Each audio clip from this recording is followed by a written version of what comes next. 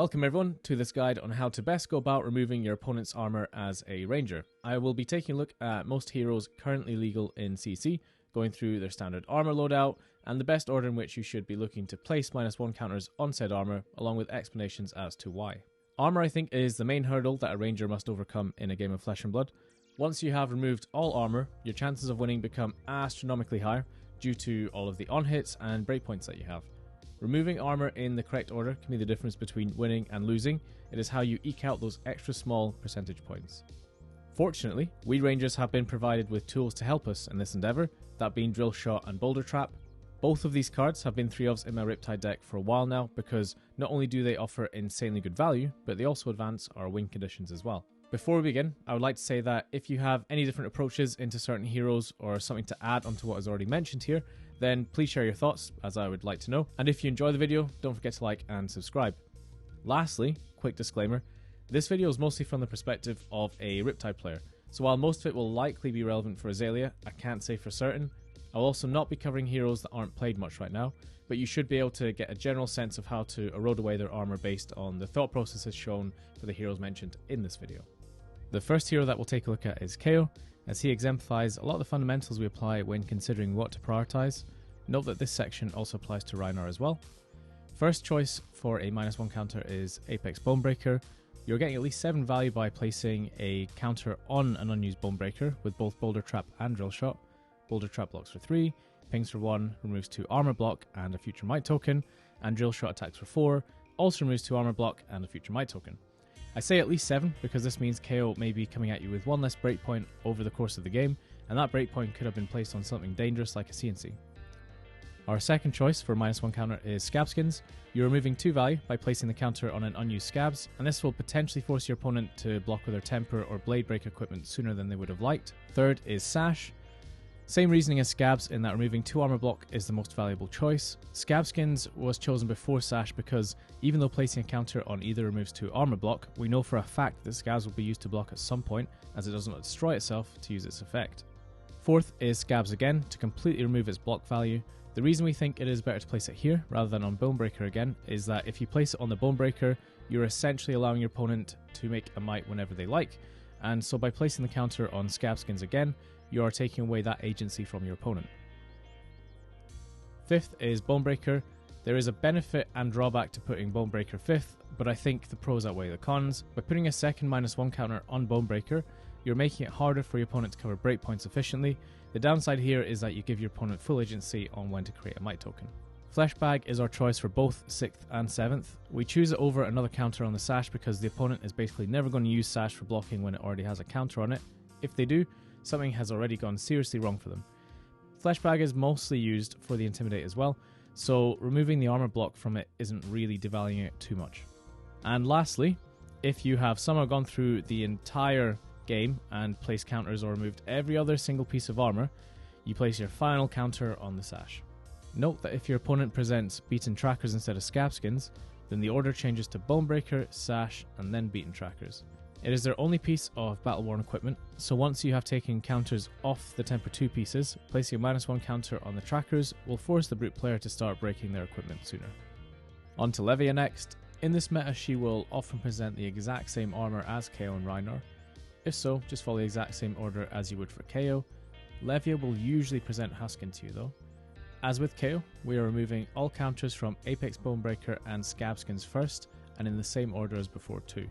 After that, Husk is in my opinion the best armor to remove, as we want to begin removing Levia's ability to just throw a giant armor block at her attack instead of cards from hand. If you run CNC, putting Husk to 5 block is really good, as they either give you extra armor, take the CNC, or give cards from hand. A lot of our arrows come in for 5, so again, removing Levia's ability to just give 1 piece of armor as a block is really good.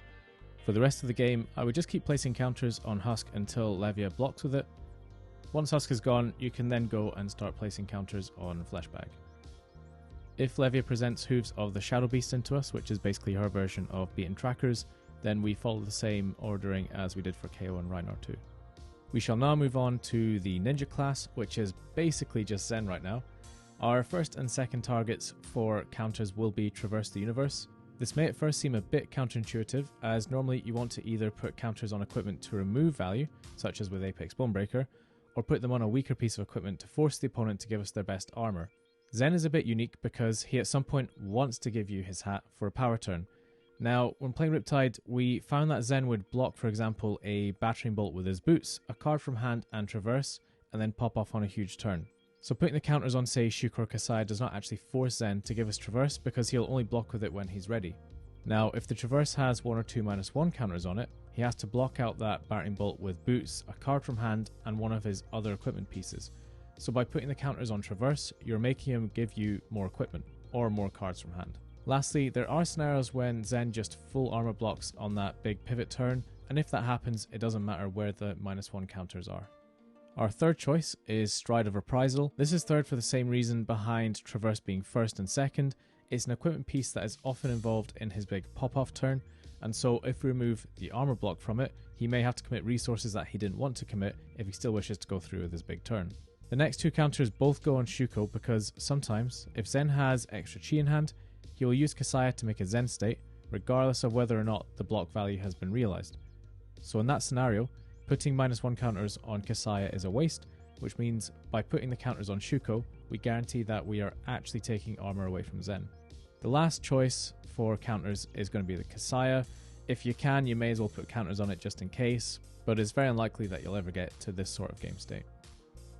On to the Ranger class next, and as with Zen, I will only be covering one hero, but that is due to our bestie Riptide having just so many different builds resulting in very different armor configurations, which means I could dedicate an entire video to discussing how to approach armor in the mirror. Before this video, it would take too long. Or maybe I just don't want to give away the secrets. Our first target for a -1 counter is Tunic.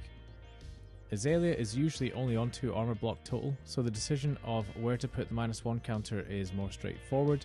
Azaelea will almost only ever block with her equipment in the late game to try and keep large hands to hit back with. In these scenarios, she is unlikely to benefit from another Tunic counter, and will likely be wanting to cash in that one block. Skullbone Crosswrap, on the other hand, will help the deck function every single turn that it is in play, and so by placing the -1 counter on Tunic, we are making Azaelea block with the better equipment piece.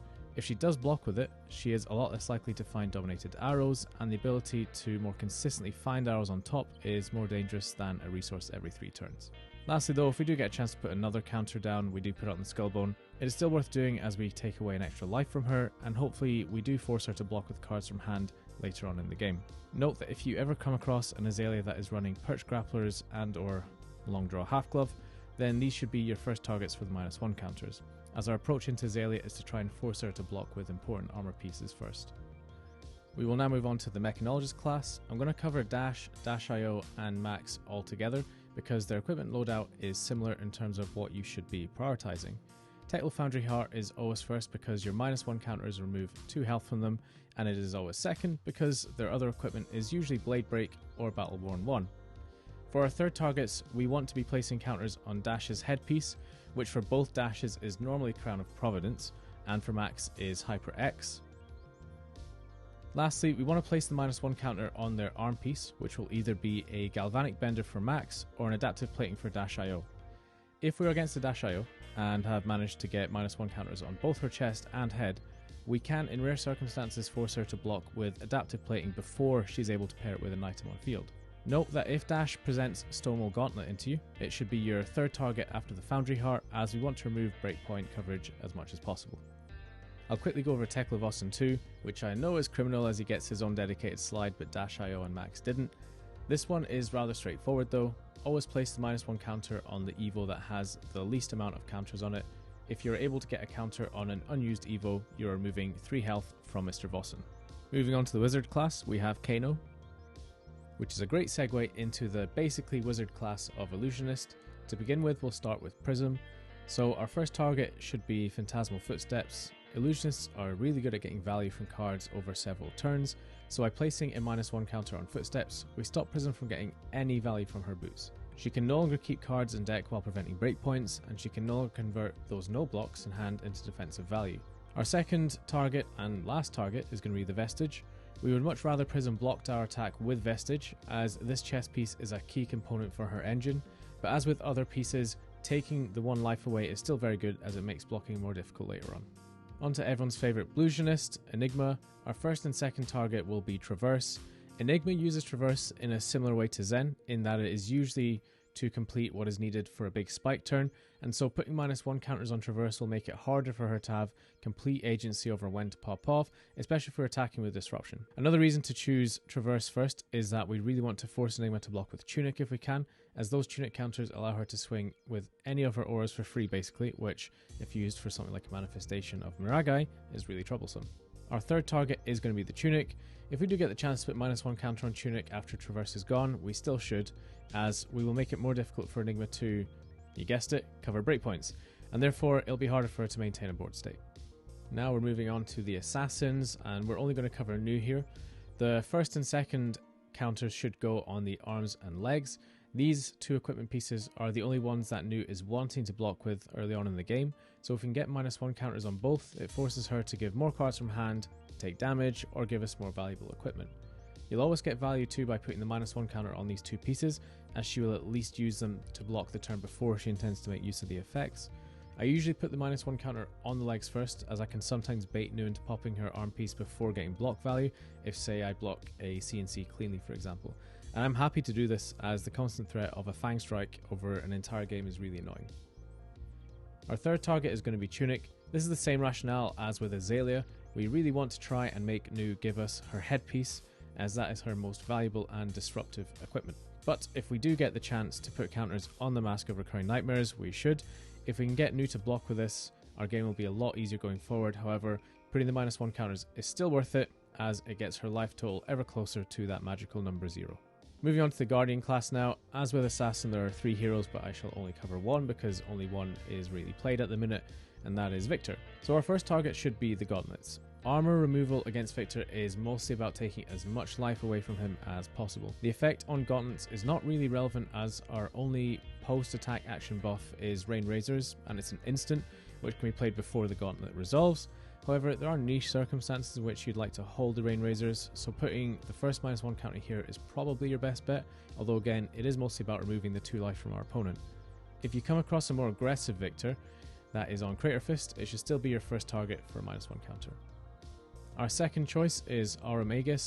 This is next in line, as we again are just wanting to remove as much health from Victor as we can. Third is Civic Steps. A good Victor will block with the steps when they know you can't make good use of the Quicken token. Occasionally you'll benefit, which is why it is the last temper equipment we recommend putting a -1 counter on, but for the most part I think it's just best to take the 2 life off of Victor when you can.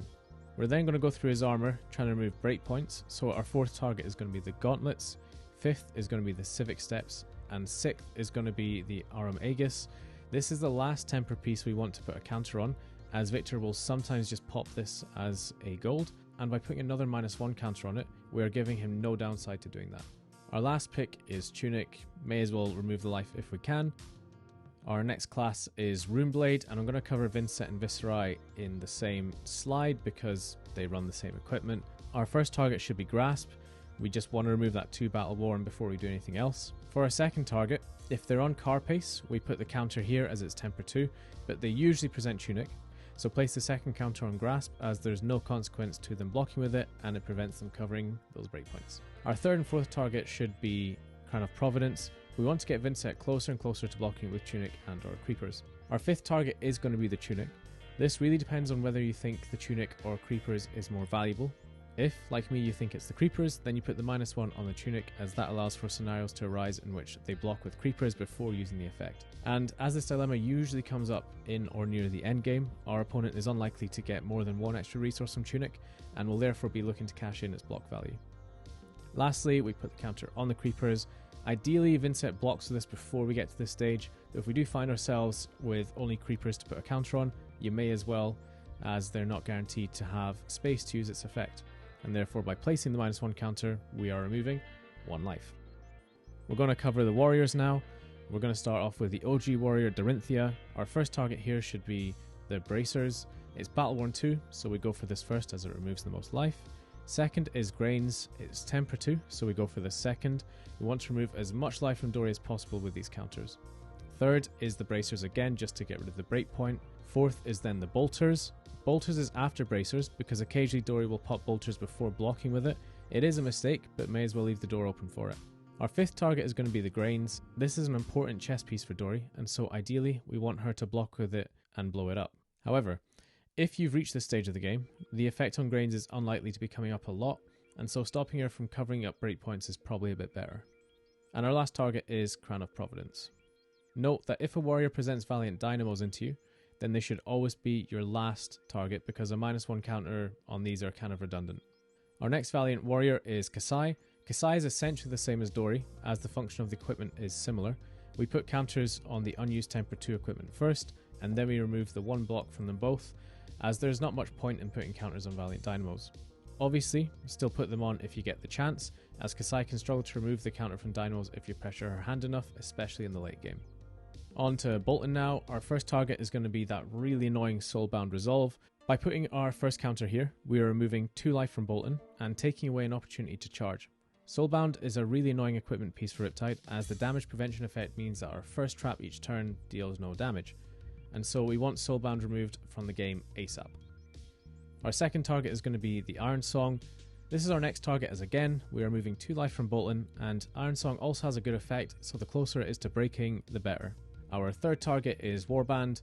This is mostly about removing 2 life from Boltyn, but it is also our last Temper 2 target, as very occasionally, Boltyn may be forced into breaking this equipment to make their turn function, so may as well make them break on an unused Temper 2 block. Fourth target is Iron Song. By removing an armor block from Iron Song again, we are removing Boltyn's ability to cover breakpoints.